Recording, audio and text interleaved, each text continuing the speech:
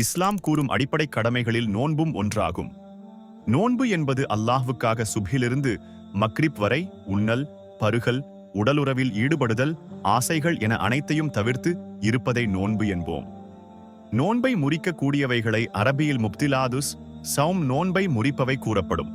நோன்பை வைக்கக்கூடிய ஒவ்வொரு முஸ்லீமும் எந்த செயல்கள் செய்தால் நோன்பு முறிந்துவிடும் என்பதை அறிந்து வைத்திருக்க வேண்டும். இன்ஷா அல்லாஹ் அவற்றை பற்றி இந்த வீடியோவில் பார்ப்போம். கணவன் மனைவி சேர்வது. நோன்பை முறிக்கும் விஷயங்களில் இதுவே மிகவும் கடுமையானதும் மிகவும் பாவமான ஒரு செயலாகும். ரமலானில் நோன்பு வைத்த நிலையில் வேண்டுமென்றே அல்லது சொந்த விருப்பப்படி கணவன் மனைவி இருவரும் சேர்ந்து விந்து வெளியானாலும் வெளியாக விட்டாலும் நோன்பு முறிந்துவிடும்.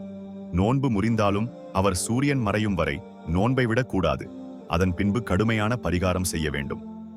பரிகாரம்: தொடர்ந்து 2 மாதங்கள் நோன்பு வைக்க வேண்டும் அல்லது 60 ஏழைகளுக்கு உணவு அளிக்க வேண்டும். கணவன் மனைவி சேர்வது தவிர நோன்பை முறிக்கும் வேறு எந்த விஷயத்திற்கும் பரிகாரம் கிடையாது.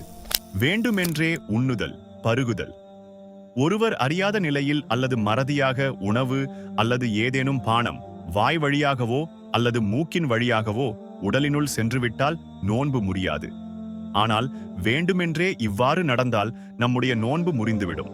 நாம் ஒழு செய்யும் பொழுது கூட கவனமாக ஒழு செய்ய வேண்டும்.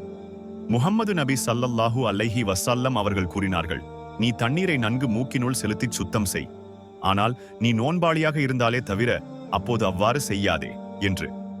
மறதியாக உண்ணுதல், பருகிவிட்டால் நோன்பு முறியாது. யார் நோன்பு நோற்றிருக்கும் நிலையில் மறதியின் காரணமாக சாப்பிடுகிறாரோ அல்லது தண்ணீர் பருகிவிடுகிறாரோ அவர் மீது எந்த குற்றமும் இல்லை. அவரின் நோன்பு ஏற்றுக்கொள்ளப்படும். என்றாலும் அவருக்கு அவர் நோன்பாளி என்பது நினைவு வந்துவிட்டால் அதை அப்படியே நிறுத்திவிட வேண்டும். மேலும் வாயில் உள்ளவற்றை துப்பிவிட வேண்டும். முஹம்மது நபி ஸல்லல்லாஹு அலைஹி வஸல்லம் அவர்கள் கூறினார்கள், ஒருவர் மறதியாக உண்ணவோ பருகவோ செய்தால் அவர் தம் நோன்பை முழுமைப்படுத்தட்டும். ஏனெனில் அவரை அல்லாஹ்வே உண்ணவும் பருகவும் வைத்தான். உண்ணுதல், பருகுதலுக்கு இணையானவை.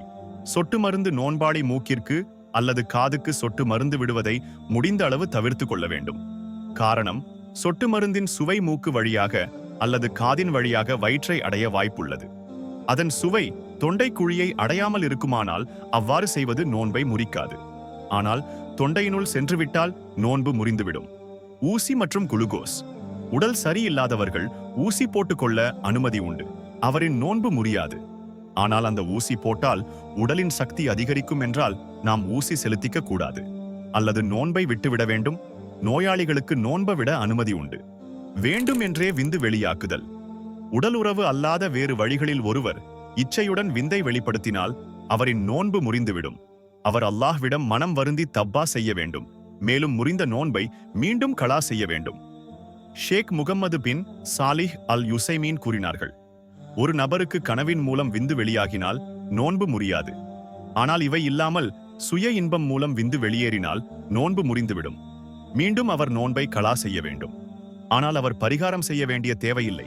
என்றாலும் அவர் அந்த பாவத்திலிருந்து விலகி அல்லாஹ்விடம் தப்பா செய்ய வேண்டும். வேண்டும் என்றே வாந்தி எடுப்பது.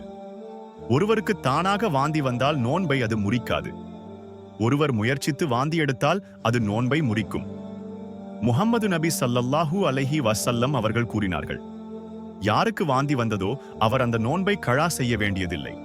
யார் வேண்டுமென்றே வாந்தி எடுத்தாரோ அவர் அதை கழா செய்யட்டும். ஹைலு அல்லது நிபாஸ் ஏற்படுதல். ஒரு பெண்ணுக்கு நோன்பு வைத்த நிலையில் மாதவிடாய் அல்லது நிபாஸ் ஏற்பட்டுவிட்டால் அவளின் நோன்பு அந்த நிமிடமே முறிந்துவிடும். அது பகலின் ஆரம்பமாக இருந்தாலும் சரி, சூரியன் மறைவதற்கு 1 நிமிடம் முன்னால் ஏற்பட்டாலும் சரி, விட்ட நோன்புகளை கணக்கு செய்த பின்னர் கலா செய்ய வேண்டும். ஆகவே இந்த காரணங்கள் நோன்பை முறிப்பவையாகும். இந்த தகவல் உங்களுக்கு பயனுள்ளதாக இருந்தால் மற்ற முஸ்லிம்களுக்கும் இந்த வீடியோவை ஷேர் பண்ணுங்க. அவர்களும் தெரிந்து பயன் பெறட்டும்.